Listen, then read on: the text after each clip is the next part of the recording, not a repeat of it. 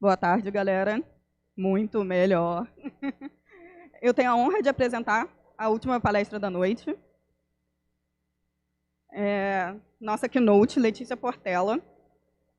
A Letícia é oceanógrafa por formação, mudou da carreira de oceanógrafa para computação, então para engenharia de software.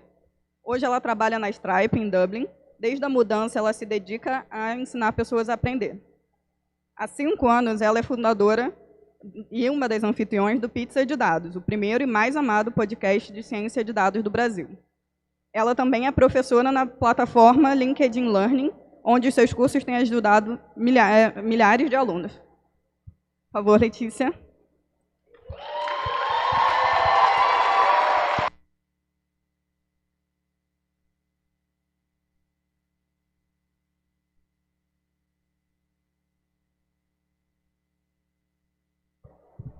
Oi, agora sim. Eu tô muito nervosa, gente. Tá tudo bem, né? Primeiro, eu queria dizer que é muito, muito, muito legal poder estar aqui com vocês. Os últimos 2 anos foram muito sofridos, né? Foram muito difíceis. E por muitas vezes a gente duvidou de que a gente um dia pudesse fazer isso aqui de novo. Então, poder estar aqui presencialmente, abraçando vocês, é muito maravilhoso. Eu queria agradecer imensamente a honra que foi o convite que a organização fez. É uma super responsabilidade estar aqui hoje. De novo, eu estou muito nervosa. Mas eu estou muito, muito feliz. Então, eu queria agradecer de coração toda a organização pela confiança. E vamos lá, eu espero que vocês gostem. Então, vamos lá. Começar me apresentando, né, para quem não me conhece. Meu nome é Letícia Portela. Essas aqui são as minhas redes. Eu sou mais conhecida, acho que na comunidade de Python, pelo meu blog, onde eu compartilho um pouquinho sobre a minha carreira, tecnologias que eu estou aprendendo, e também pelo Pizza de Dados, que é o primeiro e mais amado podcast de ciência de dados, onde eu, a Jéssica Temporal e a Ana Cecília, a gente está aí há muitos anos trabalhando para trazer entrevistas com pesquisadoras e desenvolvedoras brasileiras pelo mundo. E agora eu vou compartilhar para vocês uma coisa que é um sonho meu que está se realizando. Há 2 anos eu estou trabalhando num projeto que está se concluindo agora. Eu vou lançar meu primeiro livro, chamado, em tradução livre, Um Guia Amigável sobre Desenvolvimento de Software. E vai ser pela Press, que é uma editora bem conhecida aí, e a ideia desse livro é melhorar a comunicação entre pessoas que são desenvolvedoras e pessoas que não têm essa formação técnica. Então, ele é um livro técnico para pessoas que não são desenvolvedoras e não necessariamente querem ser, mas querem entender um pouco desse nosso mundo. Tipo assim, é o meu sonho. Eu investi muito tempo nesse livro. Acho que, para quem acompanha meu blog, viu que eu dei uma desaparecida de lá. Opa! E um dos motivos foi por causa desse meu projeto. É realmente uma honra. É a primeira vez que eu estou falando publicamente sobre ele aqui. E ele ainda não está disponível para venda, mas eu deixei um link ali para vocês. Então, se alguém tiver interesse de saber mais sobre o projeto, deixe o e-mail que, quando tiverem os links, eu mando. Tá bom. E um aviso, todas as opiniões aqui são minhas, Letícia Portela, não representam o meu empregador. E é isso. Então, vamos começar a conversar. O nome da minha palestra é O que raios eu faço aqui? Quando eu fui chamada para palestrar aqui, essa foi a pergunta que me veio na cabeça. O que raios eu tenho para falar? O que raios eu faço aqui nesse meu trabalho? Eu comecei a pensar em tudo que eu vivi nesses últimos 6 anos, desde que o meu primeiro dia de trabalho, desde que o meu emprego se chamava desenvolvedora de software. Eu realmente fiquei olhando para tudo que eu vivi, tudo que eu já fiz, tudo que eu faço, e ficava me perguntando o que raios eu faço aqui em busca de um tema que eu pudesse trazer aqui nesse palco que é tão, tão importante para mim. Para quem não me conhece, eu sou oceanógrafa de formação, mas eu troquei a vida de estudo dos oceanos para me tornar desenvolvedora. Antes dessa minha versão 2.0 de carreira, eu ganhava minha vida trabalhando numa empresa de consultoria de engenharia portuária. Então, essa empresa, ela tinha um simulador de navios, como esse que você pode ver na foto da esquerda, e a gente usava esse simulador para conseguir avaliar manobras de navios em regiões portuárias. Então, por exemplo, uma pessoa tem um navio, tem um porto, e esse porto está licenciado para receber um determinado tipo de navio, e ela quer trazer um novo tipo de navio, porque isso vão abrir outros negócios. Então, ela precisa analisar a viabilidade disso. Ao mesmo tempo, você tem um terreno, quer construir um porto, você precisa fazer todo um projeto e entender se esse projeto vai ser viável, quais são as alterações que isso vai fazer, e se as condições ambientais depois desse projeto permitem que os determinados tipos de navio que você quer funcionem. Então tá. Nessa foto aqui da direita sou eu e o meu amigo. A gente basicamente reproduzia as correntes, as marés, os ventos e buscava entender essa região que a gente estava estudando de maneira que a gente pudesse criar uma coisa realística. Isso era o que eu fazia. E, basicamente, o que a gente fazia era incluir esses dados oceanográficos dentro desse simulador para que a gente pudesse criar um ambiente bem realístico para que os pilotos das manobras pudessem fazer as manobras de maneira realística. Então, quando tudo estava pronto, a gente ia para os portos com esse simulador e levava esse ambiente realístico para os pilotos. E num workshop. E o workshop funcionava mais ou menos assim. Tinha essa sala e todas as pessoas envolvidas nesse projeto, sejam os donos dos portos, as pessoas que representavam a empresa dos navios, as autoridades da marinha, os pilotos da região, todas as pessoas envolvidas entravam nessa sala para poder ficar observando as manobras e avaliar o que estava sendo proposto, né? Bom, aqui, o que a gente tem? Aqui embaixo, peraí, deixa eu voltar. Aqui embaixo, vocês conseguem ver o console, que era onde a gente tinha os instrumentos de navegação. Então, ali era onde você conseguia ativar o motor, mudar o leme e todos os botõezinhos que precisavam que representavam o navio, né? Aqui em cima, tinham 5 telas que reproduziam a cabine de comando. Então, a ideia era que o piloto ficasse ali e ele conseguisse olhar para essas telas e se ver dentro do cenário real, numa simulação do que ele veria na cabine de comando do navio. Aqui na esquerda, a gente tinha a carta náutica, que é um mapa, basicamente, onde você consegue ver o trajeto do porto. E não dá para ver direito, mas você conseguia, em cada momento da manobra, avaliar quais eram as condições da corrente em termos de velocidade e direção, em cada ponto do mapa e em cada momento da manobra. Isso não acontece na realidade, a gente não tem isso, mas para as manobras simuladas, essa informação é bem importante. E aqui, por último, a gente tinha as informações sobre os navios. Então, por exemplo, como eu falei, a gente não conseguia ver o canal em que o navio navegava. Então, uma das maneiras de se identificar era olhando o quanto que tinha de água embaixo do navio, para ver se a gente estava no lugar certo. E a gente também conseguia avaliar outros tipos de informações. Por exemplo, em que lugar do navio o vento está batendo, porque isso é uma força que influencia na manobra. Então, aqui... e outra coisa, o leme. Então, por exemplo, no momento que a gente faz, de fato, o comando do leme, a mudança de direção do leme no console, isso tem um tempo de resposta na vida real.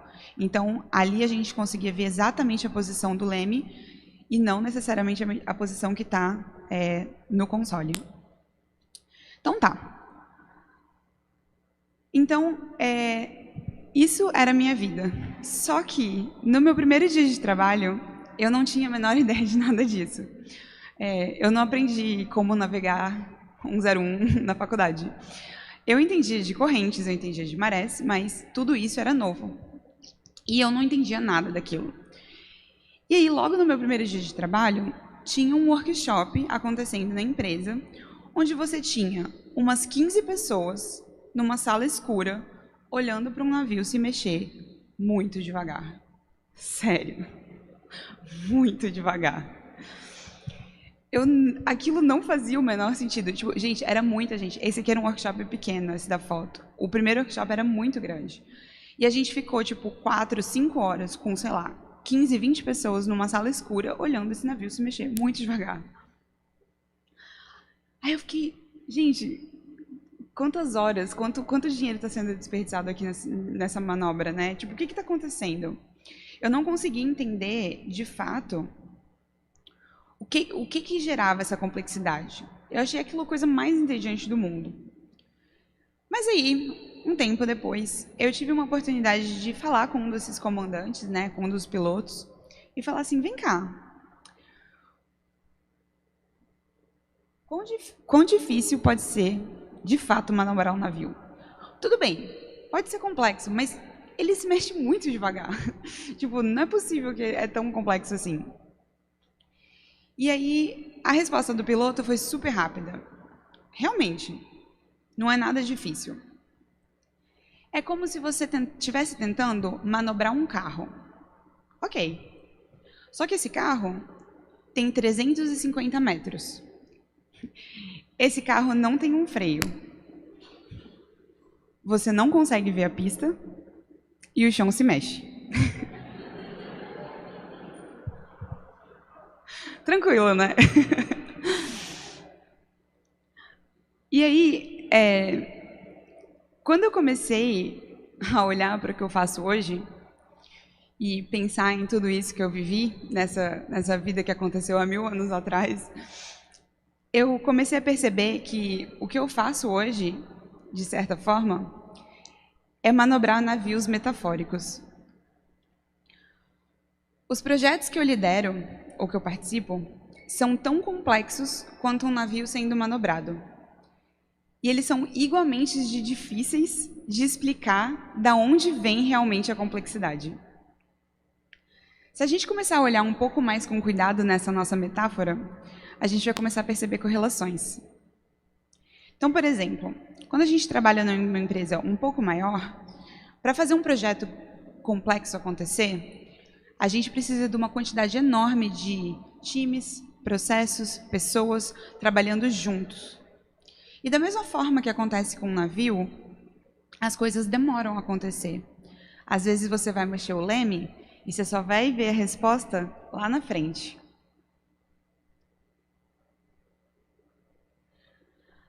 Em um navio, a gente tem que ficar o tempo todo conferindo os sinais para ver se a gente está na direção certa. Como eu falei, o chão, a gente não consegue ver a pista. Então, a gente tem que se guiar em boias, nas informações de quanto de água que tem embaixo do navio.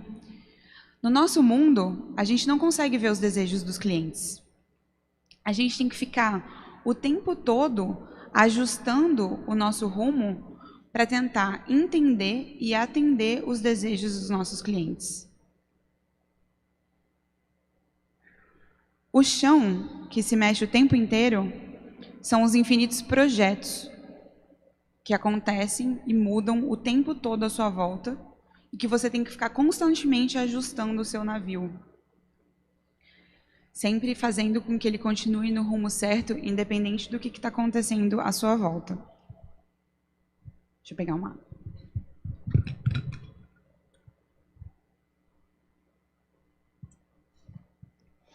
No meu primeiro encontro de Python, lá em 2015, quando eu ainda trabalhava nessa empresa, me perguntaram quem eu era e o que eu fazia. E na época eu fiz questão de falar, eu não sou programadora. Eu fazia alguns pequenos scripts que resolviam os problemas dessa empresa, mas eu não desenvolvia sistemas complexos, eu não poderia, de fato, ser chamada de desenvolvedora. Na segunda vez que me fizeram a pergunta, eu já tinha o cargo oficial de desenvolvedora de software. E ainda assim eu disse que eu tinha dificuldade de me chamar de desenvolvedora. Me perguntaram o motivo e a resposta foi porque eu nunca fiz um deploy em produção. Passando para os dias de hoje e me perguntando o que raios eu faço aqui, me veio um pânico de que eu, na verdade, não tenho nada para trazer para vocês. Nada que valesse a pena de conteúdo técnico. Eu me peguei pensando em tudo que eu não sei e tudo que eu acho que eu deveria estudar para poder subir aqui nesse palco e estar falando para vocês. É sempre fácil arrumar falhas de conhecimento para desmerecer o meu título de desenvolvedora e duvidar dos caminhos que eu tracei até aqui. Sempre vai existir algo que vai me fazer duvidar de quem eu sou, de todo esse caminho que eu tracei, e eu sempre vou achar que o que me falta, entre bastante aspas, para poder me apoderar desse título, é aprender essa ou aquela framework, linguagem de programação ou ferramenta. Mas pensando no meu trabalho, pensando nos navios que eu navego, eu comecei a perceber que nada disso, de fato, representa o meu trabalho. O meu trabalho é resolver complexidades. Código é apenas uma das ferramentas que eu uso para isso.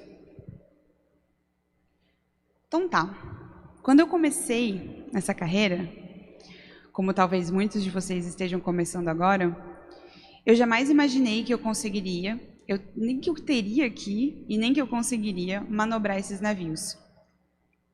Como eu falei no começo, quando você não está na cabine de comando, é muito difícil entender as complexidades e o que acontece dentro daquilo.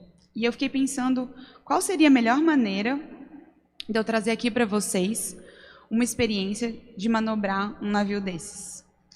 E eu decidi trazer um navio para a gente manobrar juntos. Eu quero convidar cada um de vocês, eu vou propor algumas situações, e eu queria que vocês realmente pensassem no que vocês fariam. Se vocês já passaram por essa situação, o que vocês fariam diferente. E realmente pensar e tentar se visualizar na cabine de comando desse navio que a gente vai navegar juntos. Vamos imaginar por um momento que nós acabamos de entrar no time de desenvolvimento de uma empresa chamada Jollyco. A empresa ela vende esse produto, Jolly Farm, que é um aplicativo em que você consegue adicionar suas receitas, e aí você define quais receitas você vai fazer durante a semana, para quantas pessoas, e baseado nisso, esse aplicativo ele pega os ingredientes e já faz o pedido direto das fazendas locais na quantidade que você vai precisar, para não ter desperdício. É um aplicativo bem legal, bem inovador, em que as pessoas estão realmente usando e gostando por causa da falta de desperdício, né? E a gente está bem feliz de fazer parte desse time de desenvolvimento. A Jolly Farm e o Jollyco estão crescendo super e o produto é um sucesso, já estando disponível na Argentina, no Chile e no Uruguai, além do nosso Brasil, claro. Então tá bom, a gente acabou de começar, entramos no time de desenvolvimento, e a nossa gerente chega para a gente e fala: ei, eu quero que você lidere um projeto de expansão da Jolly Farm para Nárnia. Ok, temos o nosso navio a ser manobrado, vamos subir todos a bordo. Vamos lá. Qual que é a primeira coisa que você faria nesse momento, assim que você sobe na cabine de comando?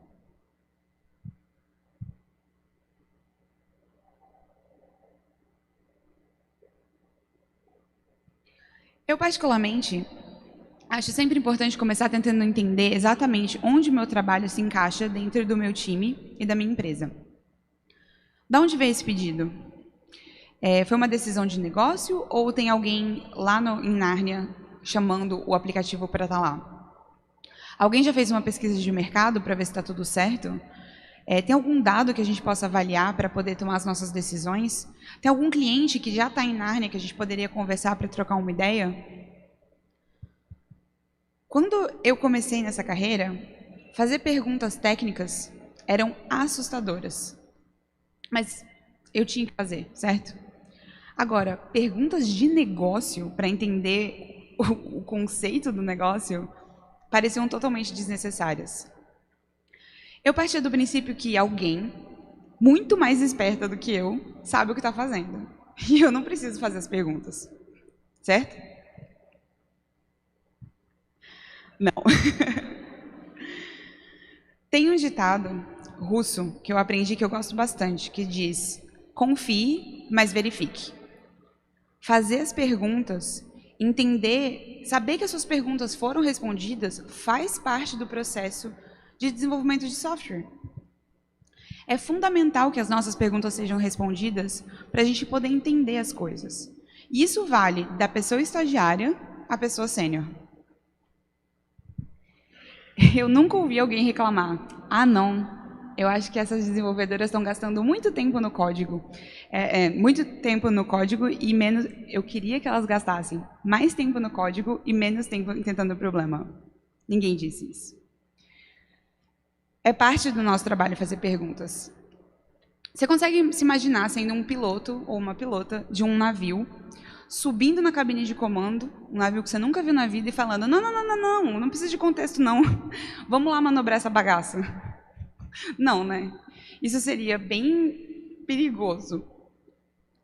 Da mesma forma, com um navio, quando a gente chega num projeto novo, que a gente desconhece, é importante que a gente gaste um tempo se ambientando, olhando a cabine de comando, olhando as cartas náuticas, como é que está a previsão do tempo, vai ter uma tempestade? Tudo isso faz parte do processo, mesmo que a gente atrase levemente a nossa partida.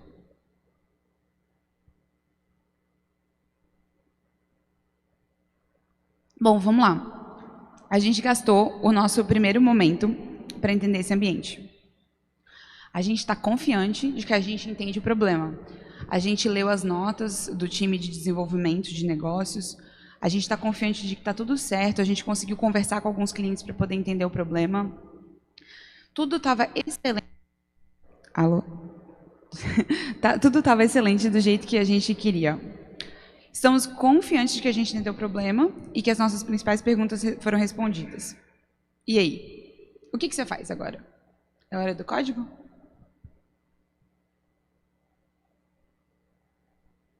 Bom, toda a documentação que a gente leu até agora dá uma ideia de negócio, de se a gente está fazendo a coisa certa para os clientes certos no momento certo. Agora chegou a hora da gente entender qual que é o tamanho do buraco para resolver em termos de código. A gente tem que definir o famoso escopo do projeto. Parte do escopo é definir o que precisa ser feito e quebrar isso em tarefas menores. Mas vamos lá. Como eu falei antes, a gente acabou de entrar no time da Jolly.co. A gente não tem a menor ideia do que está acontecendo e já tem alguém no nosso pescoço perguntando: quando que vai estar pronto? Porque aquele cliente mais do que especial precisa desse software para anteontem. E aí? O que você faz?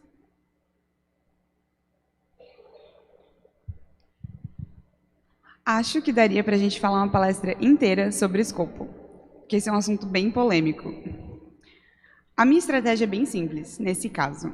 Se eu não entendo muito bem a área que eu estou trabalhando, o que eu faço é conversar com as pessoas. Pedir ajuda para os meus colegas. Eu pergunto para várias pessoas diferentes: o que você acha que eu tenho que fazer? Que problema você acha que eu vou encontrar? O que pode pegar todo o meu planejamento e fazer ele por água abaixo? Para essas pessoas também eu faço a perguntinha mágica: quanto tempo você acha que vai demorar? E o segredo, principalmente num projeto que vai demorar meses e é bem complexo, o meu segredo é sempre dobrar a medida.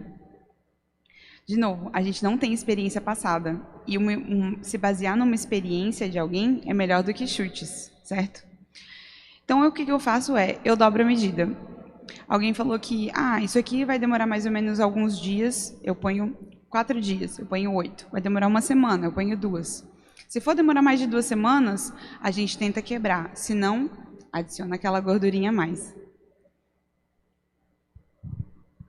Eu estou falando isso porque uma das maiores falácias que a gente tem é achar que um dia alguém vai olhar para um código, vai descer uma luz divina e falar: esse código vai demorar X dias para ser feito.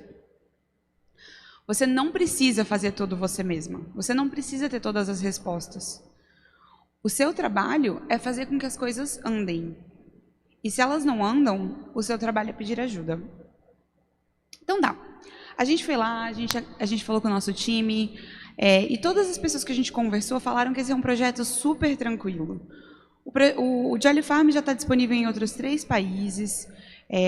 O último projeto aconteceu sem problemas. E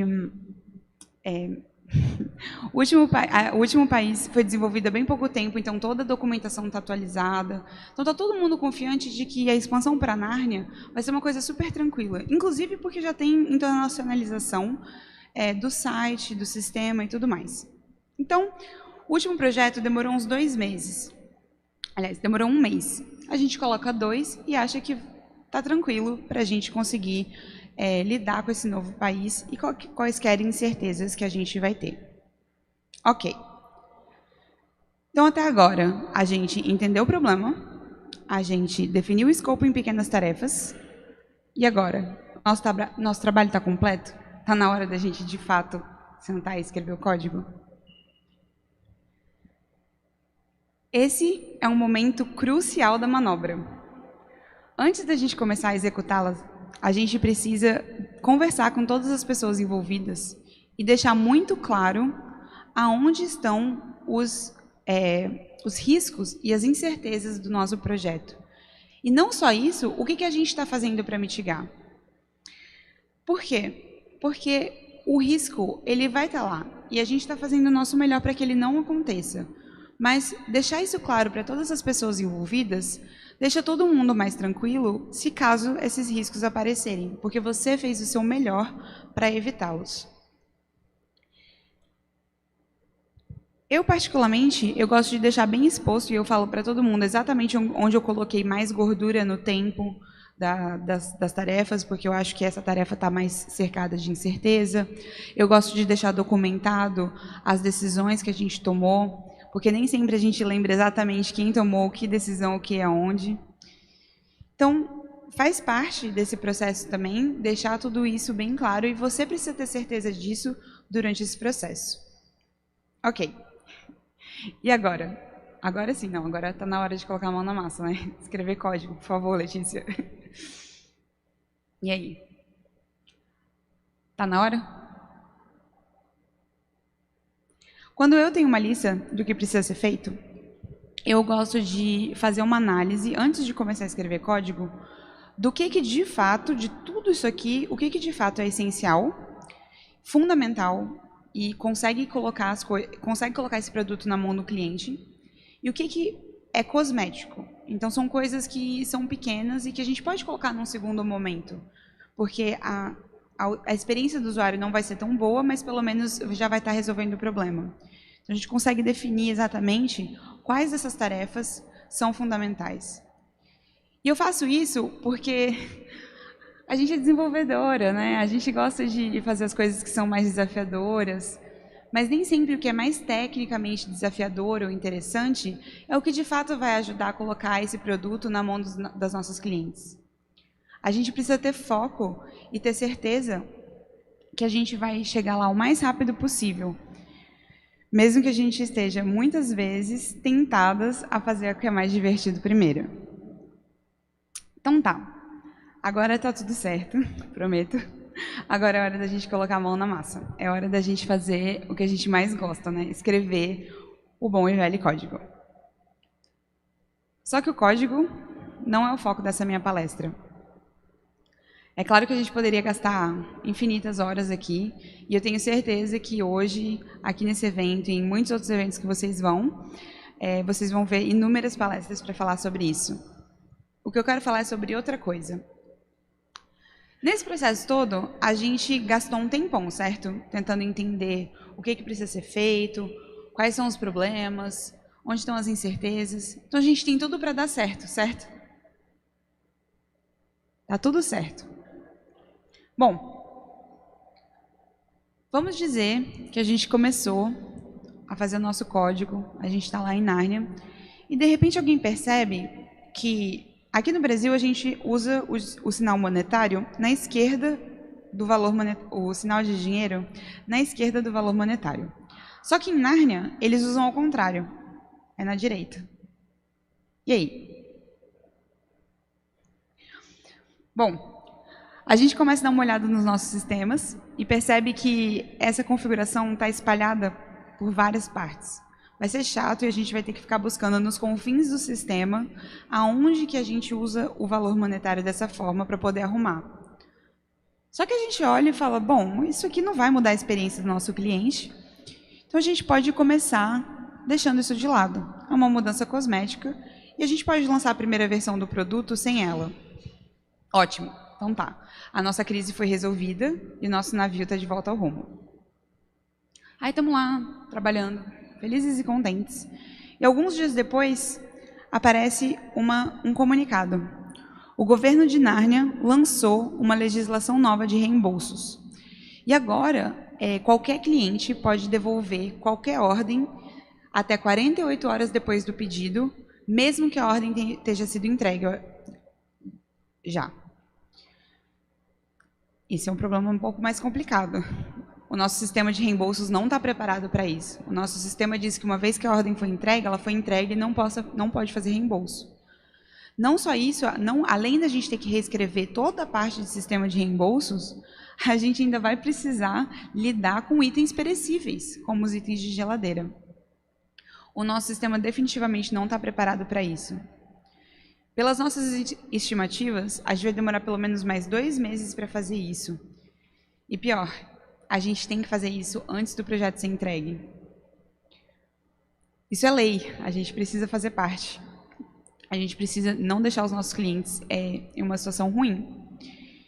Então tá, a gente foi lá, comunicamos esse nosso problema, avisamos todas as pessoas envolvidas que ninguém poderia saber, né, que essa legislação nova apareceu, e a gente modifica a data de entrega de 2 para 4 meses. Aí um dia, um belo dia de sol, você está lá, feliz e contente, trabalhando no seu projeto, e alguém te puxa no corredor e fala assim, ei, você viu que Nárnia tem uma lei bem rígida de proteção de dados? Isso acende todas as bandeiras vermelhas na sua cabeça. Isso aqui não é uma mudança de maré ou uma virada de vento. Isso aqui é um iceberg. E dos grandes. E agora? O que você faz?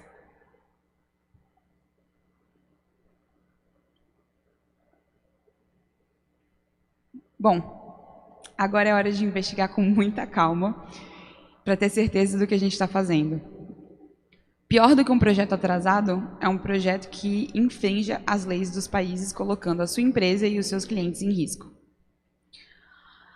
Ao investigar com mais calma, a gente percebe que realmente Nárnia tem uma lei bem rígida de proteção de dados e nenhum dado dos clientes pode sair do país. Só que o nosso sistema foi feito em computadores brasileiros, com tráfego livre de informação entre os países. Esse iceberg é dos grandes. E aquele projetinho, tranquilinho, se tornou um monstrengo bem grande. Inclusive, isso é uma falha, certo? Esse tipo de requisito deveria ter sido descoberto lá na frente. A gente tem que aprender com esse erro e documentar ele, porque não poderia ter passado despercebido. O projetinho tranquilo, que ia demorar 2 meses, que estava todo mundo confiante, agora é um projeto gigantesco que vai exigir a reestruturação de arquitetura do sistema da empresa inteira. Talvez você esteja pensando, ah não, Letícia, não acontece, tipo, um iceberg desses. Mas acontece. Há bastante tempo atrás, eu estava liderando um projeto, e aí veio o primeiro problema, e veio o segundo, e veio o terceiro. Lá pelas tantas, eu me deparei com um mega iceberg. Era um problema gigantesco. Ia atrasar todo o fluxo de sistema do projeto, e os nossos prazos estavam atrelados a prazos externos, que a gente não poderia mexer. O projeto estava com bastante risco de não dar certo, o lançamento estava atrelado a muitas coisas que a gente não tinha controle, e lá estava a Letícia, navegando o Titanic. Já aconteceu comigo, e eu tenho certeza que já aconteceu com muitos de vocês. Aí vem uma parte bastante difícil, que é comunicar o que estava acontecendo. A primeira vez que vi o iceberg gigante, eu entrei em pânico. O que estava acontecendo? Eu não tinha nenhum controle sobre ele, as coisas estavam completamente saindo da minha da minha... Pera. Antes disso, vem uma parte bem difícil, que é comunicar o que está acontecendo, certo? Um iceberg gigante no nosso rumo é horrível, mas é muito pior se o olheiro, com vergonha de que não viu o iceberg até agora, decide ficar quieto. Então, quando eu estava lá, vendo meu iceberg nítido e claro na minha frente, eu entrei em pânico. Eu tinha certeza que tudo ia dar errado, e que se tudo estava dando errado, eu claramente não era a pessoa certa para estar ali liderando aquele projeto. Mas, como diria o bom e velho ditado, mar calmo nunca fez bom marinheiro. Eu percebi, num momento de bastante pânico, em que liderar bem um projeto não é liderar um bom projeto, mas é liderar um projeto quando está tudo dando errado. Então eu tive que arregaçar as mangas e fazer o meu navio voltar de volta ao rumo. Acontece, mas é difícil. Da mesma forma que saber exatamente como cada um desses botões e controles funcionam não significa que você consiga de fato manobrar o navio, isso também é válido aqui no nosso mundo. Saber programar um projeto complexo não é toda habilidade que você precisa. Como vocês puderam ver, o buraco é bem mais embaixo. Então tá.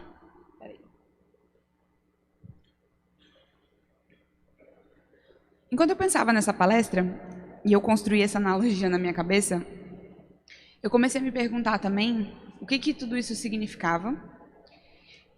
E se eu sou uma capitã, manobrando navios por mares revoltos e desafios escondidos, o que eu posso fazer para ser a melhor capitã que eu posso ser? Qual que é a habilidade que de fato pode me levar a rumos mais distantes? E aí, quanto mais eu começava a pensar, quanto mais eu parei para refletir nisso, só me veio uma habilidade em mente. E foi uma habilidade que me surpreendeu bastante, mas fazia todo sentido.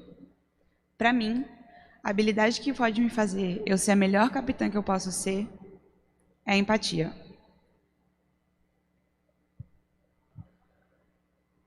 Por empatia, eu quero dizer, empatia é a arte de maneira imaginária, se colocar no lugar de outra pessoa, entendendo seus sentimentos e perspectivas e usando-os para guiar as suas ações. Existem duas formas que a gente pode ter empatia. A primeira, acho que é a que a gente mais vive, que é a empatia afetiva. Nesse caso, a gente compartilha uma resposta emocional. Então, quando alguém que você ama está sofrendo, está tendo uma dor, e a dor daquela pessoa é tão grande, você ama tanto aquela pessoa que você praticamente sente aquela dor, isso é empatia afetiva.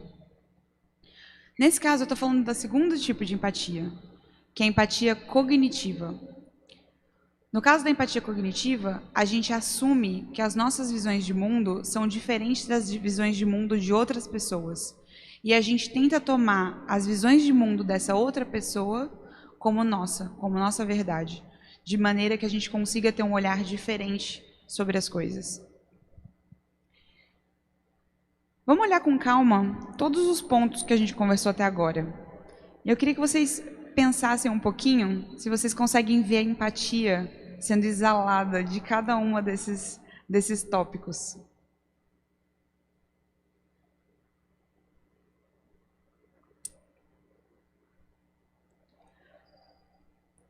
Quando eu falei que eu quero entender o problema, que eu quero entender exatamente como que o meu trabalho vai se encaixar no meu time e na minha empresa, é porque eu estou tendo empatia com o meu eu futuro.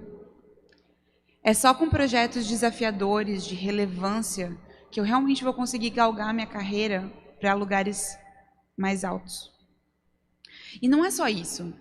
É apenas perguntando, entendendo como as decisões foram feitas, o que a gente está deixando na mesa para fazer outra coisa. É só entendendo cada uma dessas coisas é que eu vou começar, com o tempo, criar a experiência e a bagagem que eu preciso ter para quando for a minha vez de tomar decisão, eu saber exatamente o que precisa ser pensado. Quando a gente define o escopo em pequenas tarefas, deixando elas bem organizadas, bem definidas, eu estou tendo empatia com o meu time. Nem sempre a pessoa que faz o escopo e que define o que precisa ser feito é a pessoa que vai de fato executar aquele código. Você ter certeza que você está deixando isso claro, exposto, nítido, deixa o seu time numa situação muito melhor para conseguir concluir esse projeto. Mesmo que você, por qualquer motivo que seja, não esteja lá mais presente para fazer isso. E mesmo quando a gente fala em deixar os prazos, deixar a gordurinha, né, no escopo, o que a gente está tendo é empatia com essas incertezas que acontecem no time. A gente está falando de um projeto que pode durar meses. As coisas acontecem, a vida acontece. Então, dar aquela gordurinha é fazer com que as pessoas tenham tempo para conseguir fazer as coisas com calma, mesmo que elas não tenham conhecimento sobre o que elas vão fazer ou que aconteça uma outra incerteza no caminho. Tudo isso vai gerar bons frutos no seu time, mesmo que, inicialmente, pareça que essas coisas são bem desnecessárias. Acho que comunicação é o que vocês mais vão associar com a empatia, porque nessa comunicação você tem que pensar no que os múltiplos times e pessoas envolvidas nesse projeto querem saber. É saber que todas as pessoas que estão querendo saber mais sobre esse projeto, elas estão envolvidas porque a carreira delas também está envolvida nisso. Então, fazer essa comunicação clara e efetiva faz com que elas estejam muito mais preparadas para o que vai acontecer, seja para o bem ou seja para o mal. E vai deixá-las muito mais aptas a se adaptar a essas circunstâncias.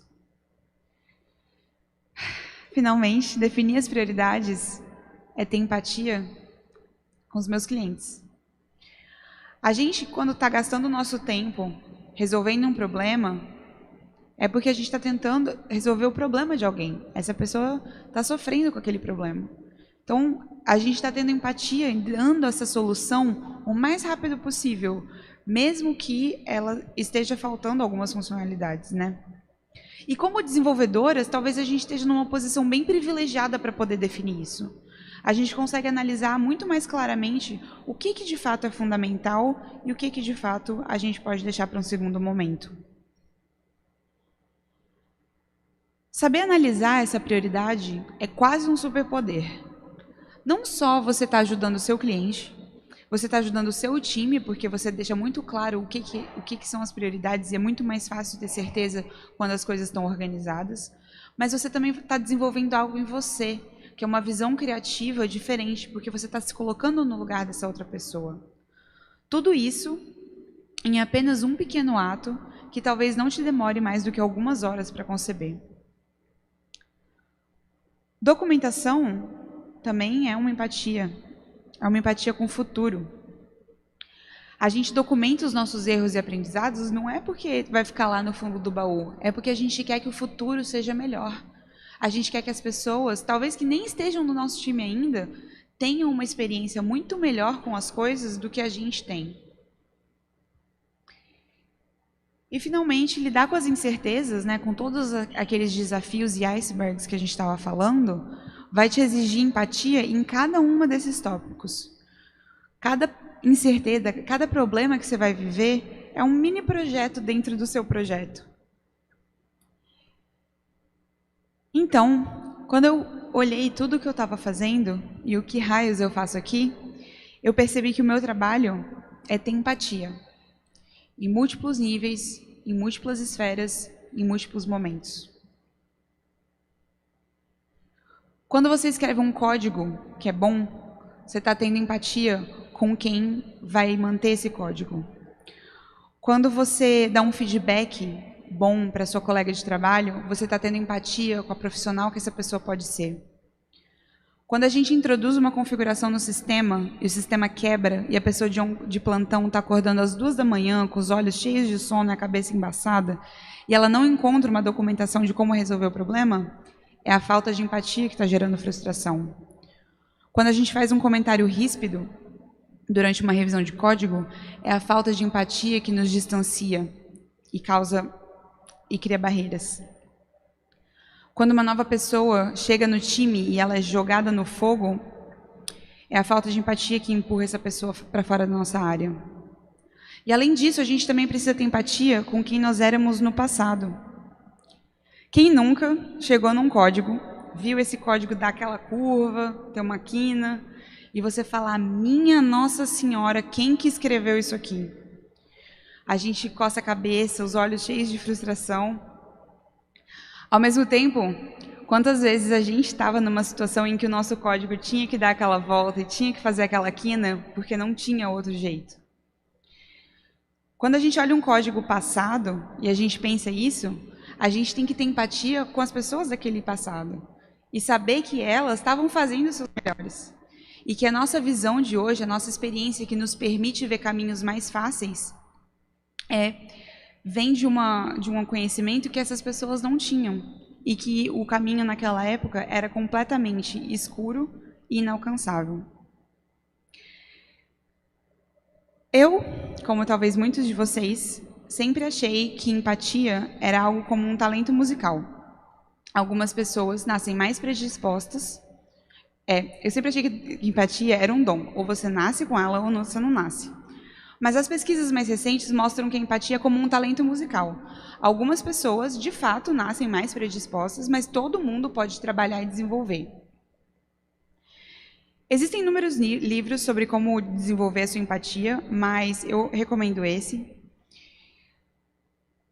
Mas antes de falar sobre, sem falar sobre isso, eu quero dar 2 exemplos práticos sobre empatia que eu vivi. Eu trabalho num software que ajuda a calcular imposto sobre venda. Eu nunca falei isso para alguém e alguém falou, minha nossa, que interessante. Mas eu gosto, porque é um assunto complexo, é denso e é super difícil de colocar em código. E aí, só que a gente fica todo o tempo falando sobre assunto extremamente complexo e é muito fácil criar produtos difíceis, criar produto para a gente que está todo dia ali falando sobre o assunto. Então, o que o meu time faz é sempre, uma vez por semestre, juntar todo mundo e usar o nosso software como se a gente fosse um cliente, tentando ver exatamente quais são os pontos em que a gente poderia melhorar. Além de criar uma lista de coisas que a gente pode melhorar, a gente também consegue, a todo momento, ficar tentando se colocar nessa posição das pessoas que vão usar o nosso software. É muito fácil se familiarizar com o assunto a ponto de achar que todo mundo sabe tanto quanto você. Por causa dessa complexidade toda também, a gente tem que ter empatia com quem chega depois. Recentemente, um colega meu falou que estava com problema e não conseguia entender uma determinada parte do código. Sabendo que isso era um problema comum e que a documentação era bastante densa, eu propus uma experiência para o meu gerente, em que a gente fez uma simulação. Eu coloquei um bug num código, num sistema de testes, e eu reportei esse problema como se fosse um cliente. O time foi formando duplas para entender as coisas e a gente conseguiu ter uma conversa sobre o sistema e uma compreensão sobre ele muito melhor do que antes. Bom, eu espero que tenha ficado um pouquinho mais claro exemplos de empatia com o seu time, com os seus clientes, mas está faltando uma pessoa a mais que eu quero falar, que somos nós mesmas. É muito fácil a gente esquecer, sobre nós e a nossa carreira. Em 2020, eu fiz uma palestra em que eu apresentava o conceito de documento do orgulho. Esse era um documento que eu escrevia por semestre, que eu ainda escrevo por semestre, em que diz o que eu quero alcançar daqui 6 meses e o que eu alcancei nos últimos 6 meses. E eu entrego esse documento para o meu gerente, para os meus colegas, na hora de avaliar minha performance. O que é isso, se não sou eu tendo empatia com a minha carreira? Por muitos anos, a tecnologia foi um campo muito masculino. Lógico, técnico, masculino. Hard skills era a única coisa que importava, e qualquer coisa soft só poderia ser fraca, desnecessária e até desprezível. Mas a realidade é muito diferente. Está mais do que na hora da gente entender que desenvolvimento de software é como um esporte de equipe, tanto quanto o remo. O Google fez uma pesquisa para tentar entender o que os times que eram mais eficazes tinham. E a habilidade do time, como time, era muito mais importante do que as habilidades individuais das pessoas. E o único jeito que a gente consegue criar times em sintonia para chegar na nossa melhor performance é através da empatia. É com a empatia que a gente pode construir times eficazes. É com a empatia que a gente pode construir produtos verdadeiramente encantadores. É só com a empatia que nós podemos ser nós mesmas, porque a gente vai ter certeza que a gente vai ser bem recebida aonde quer que a gente for. O mundo complexo é muito lindo, é diverso, é dinâmico. As verdades de hoje são completamente transformadas amanhã. Nada que é puramente técnico e frio consegue sobreviver e resolver os problemas que a gente está tentando resolver hoje.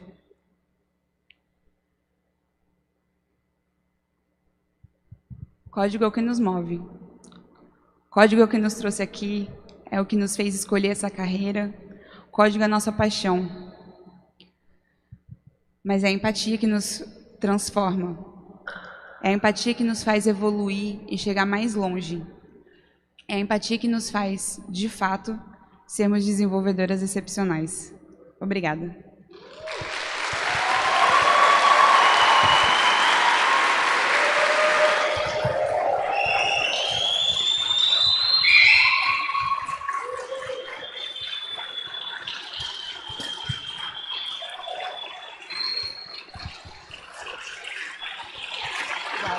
Obrigada.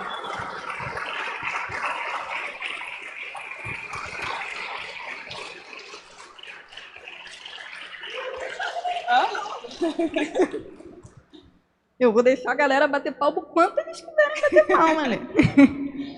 Muito, muito, muito obrigada. Você deu uma aula de maturidade sobre o processo de desenvolvimento de software, de um jeito que só a Letícia Portela poderia fazer. A gente vai ter 10 minutinhos para dúvidas. Alguém? Mãozinhas.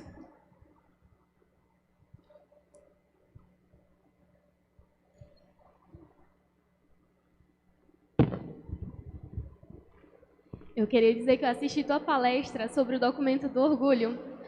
Quando eu estava em 2020, antes de entrar na TW, eu sentei no ano novo, eu disse assim, eu vou entrar na TW, eu vou fazer um documento do orgulho. Eu assisti a tua palestra de novo, fui fazendo cada passinho que tu tinha explicado naquela palestra da Python Brasil sobre o documento do orgulho. E hoje eu estou enxergando novas coisas que eu gostaria muito de levar para o meu time e compartilhar, principalmente sobre empatia. Então, foi muito massa, Letícia. Obrigada. Estou muito empolgada. Obrigada. Parabéns.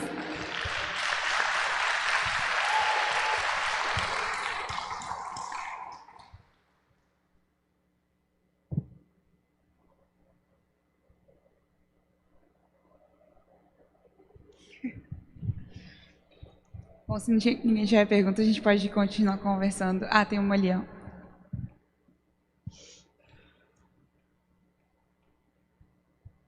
Primeiramente, obrigado pela palestra e por inspirar tantas pessoas assim. E você é uma mulher sensacional. Parabéns. Obrigada. Continue compartilhando com a comunidade. Obrigada. Tá. E eu queria perguntar uma coisa. Qual a característica mais importante que você poderia citar em um líder de time, assim, que ele consegue inspirar as pessoas e tal? Qual a característica que deve ser mais primordial e chave em um líder de equipes? Acho que empatia, ela é meio que a base de tudo, assim, porque no fim das contas, o que eu procuro numa pessoa que é líder é que ela me inspire, certo? E que ela consiga me ajudar a chegar onde eu quero chegar. Às vezes chegar até onde eu não sei o que eu posso chegar. E no fim das contas, todas as outras características, quando eu fiquei pensando sobre essa parte de liderança, se você avaliar o que está por baixo, acaba sendo empatia, certo? Porque, por exemplo, eu quero muito uma pessoa líder que me ajude a chegar mais longe. Mas eu também quero alguém que, num dia que eu estou frustrada, que eu estou tendo um problema familiar, que eu estou querendo chorar, porque aconteceram qualquer coisa comigo, eu quero que essa pessoa me escute, ao invés de ficar me forçando a chegar mais longe, certo? Então, tem inúmeras qualidades. Eu acho que eu nem sou a melhor pessoa, não acho que eu sou a melhor líder. Eu nem sou uma líder de equipes hoje para poder falar, mas eu acho que se eu tivesse que falar uma, eu de fato falaria empatia. Sim, sim. E eu queria compartilhar também com o pessoal que tem muito, por exemplo, líderes tem muito aquela... O pessoal bota muito peso, né, no líder, mas nenhum líder é super-herói. A gente também somos humanos, também erramos. E a gente tem que também entender que o líder também vai errar e não colocar tanta pressão, né? Isso é importante para todos os times. E a gente também precisa de ajuda, às vezes, né? Com certeza. É isso. Obrigado. Com certeza.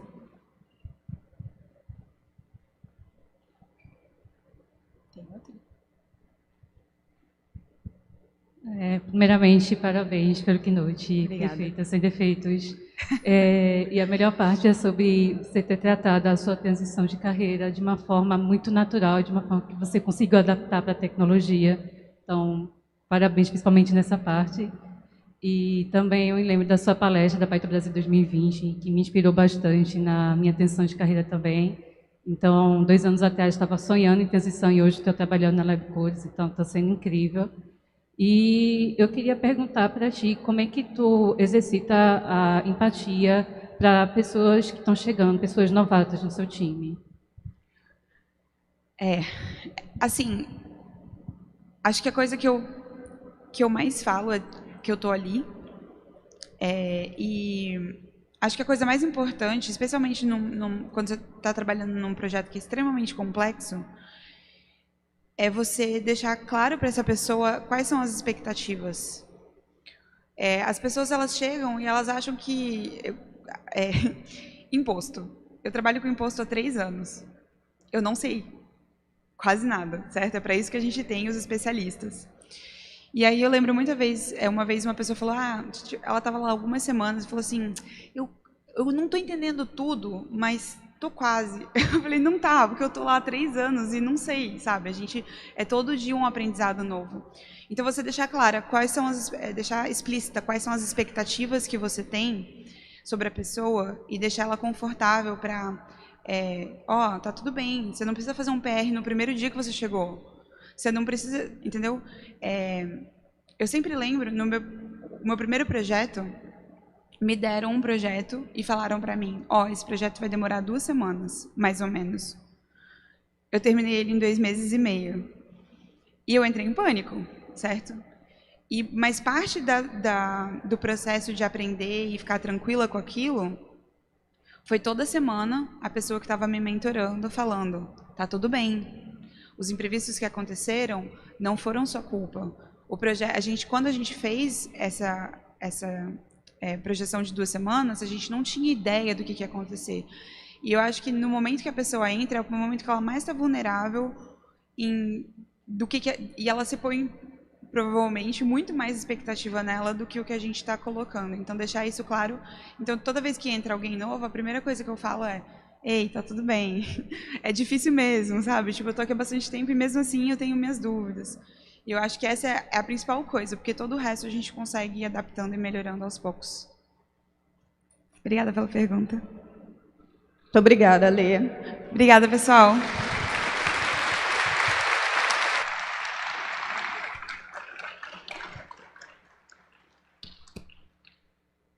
Galera, estamos encerrando o nosso primeiro dia de evento, então vamos pro rolezinho.